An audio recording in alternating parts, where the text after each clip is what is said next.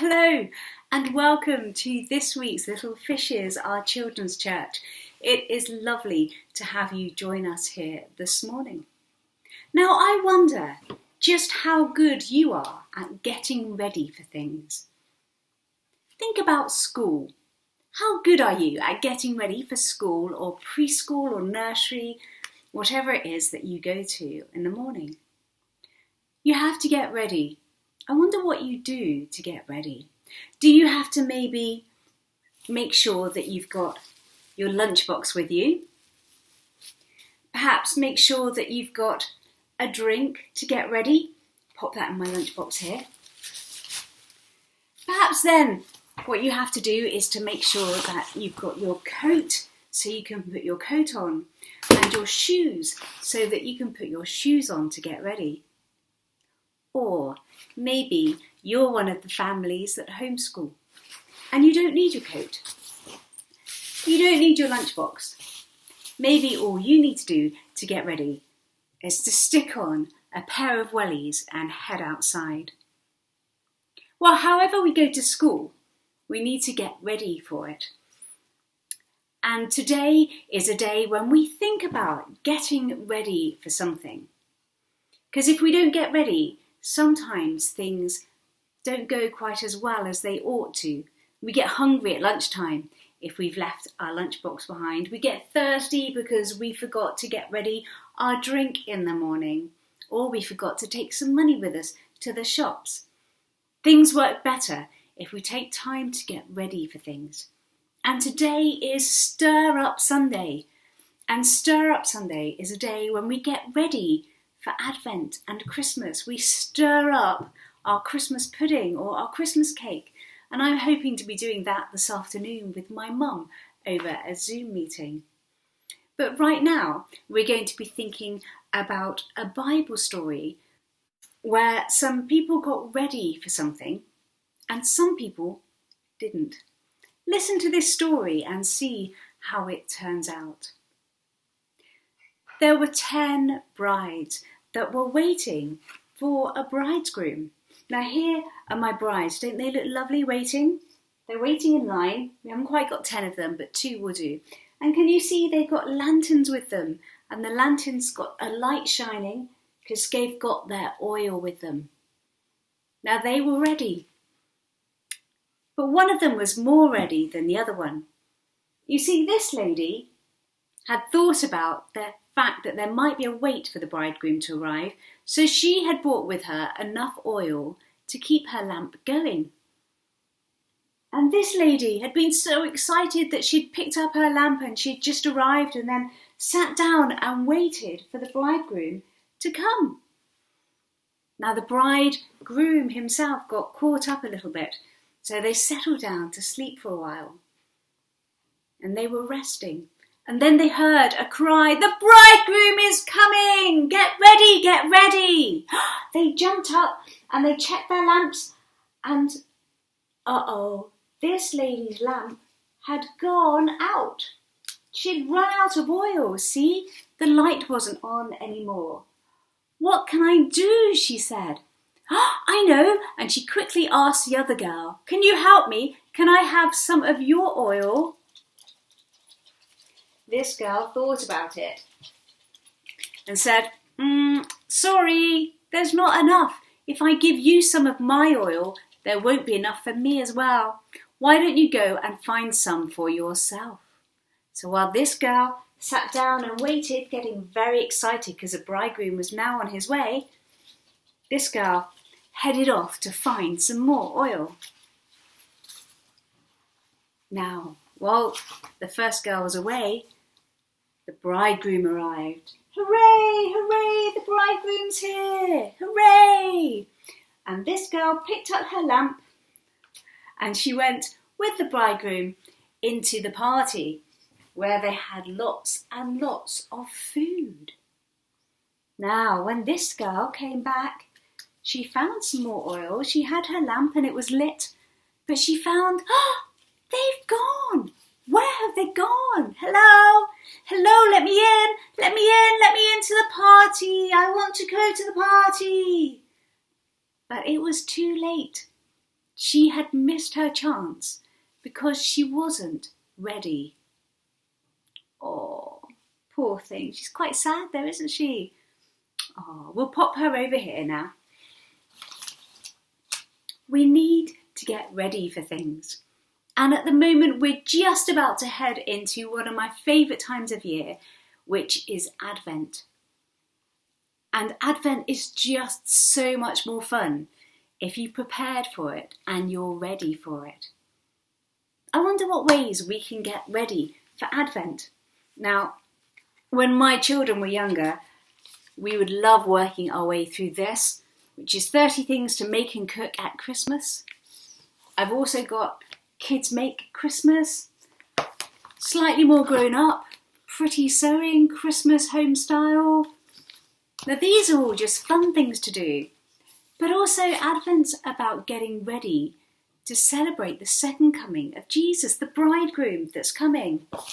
So it's really good to think about what can we do to think about the Bible, to think about Jesus and get ready for him and make room in our hearts for him during the Advent period.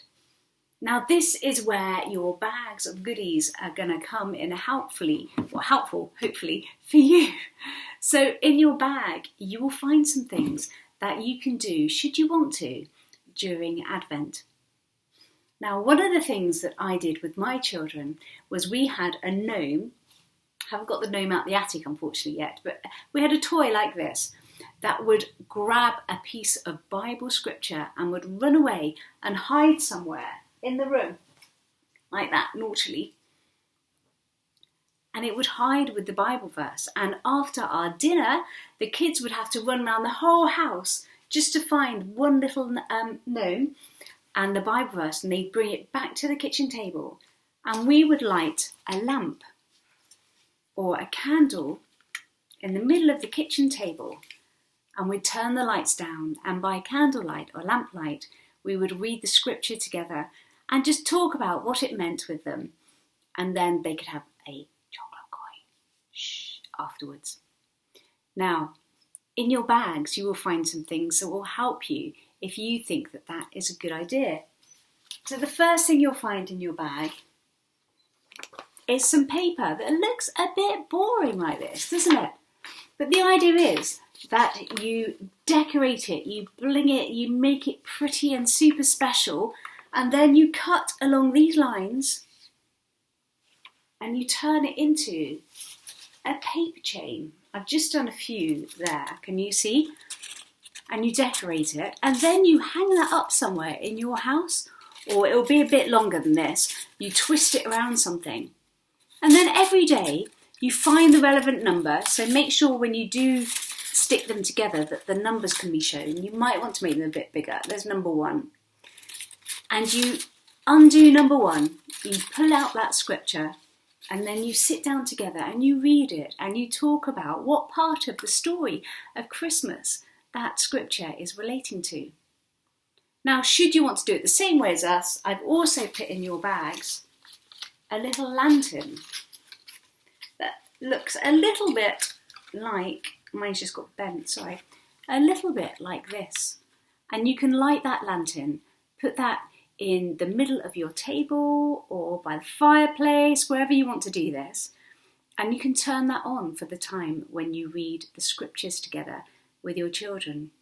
Now, obviously, this is just one way of getting ready for Advent and making sure you've got everything you need. There's many other things that you can do, and I'm sure if you talk to other adults, grandparents or parents in the church, they'll come up with different things that they used to do as well. But these resources are here for you should you want to do them. And I'll just show you really quickly what you need to do.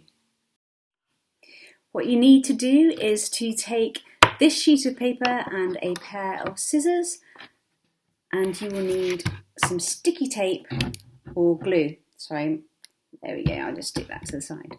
The first thing you need to do is to cut around this black line here, and don't cut under the figures. So you need to start here, cut around the black line there, and then cut up and around the figures. For you younger ones, this is something you might need your parent helper to help you with. You can do that whilst you're watching, or you can pause and do it that way as well if you want to. Mind your fingers while you're cutting around here. Okay. I'm going to cut around them very, very roughly, but you might want to take a bit more time and do it a little bit more carefully than me, like I did on the first one that I showed you. So when you take that, you need to then take your candle. You wrap it around the candle and tape it. So pop your candle on, wrap it around and tape it on so that you have that effect. The next thing that you do is put that to one side. I'll just turn my candle off. Pop that to one side. You then cut around this larger shape here, making sure that you cut the tab as well. Don't cut straight up there. Follow the line around. So that makes a bit of a hill background to Mary and Joseph.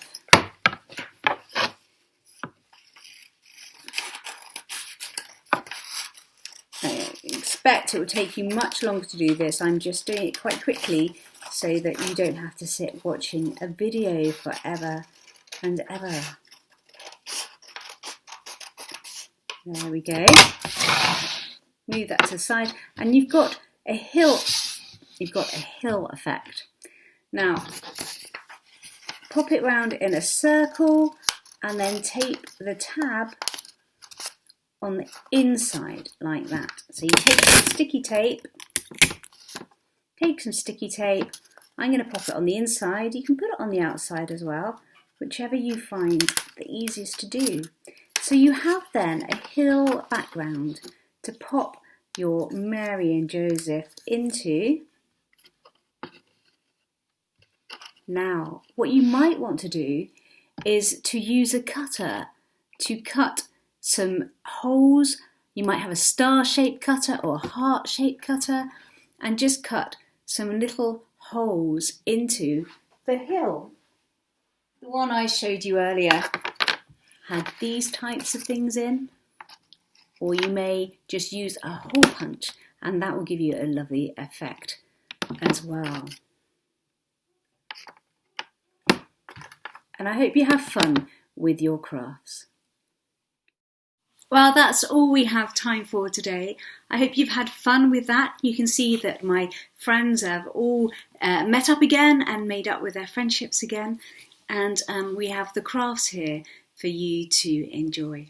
Well, take care, have a good week, and we will see you next week at Little Fishes. Goodbye.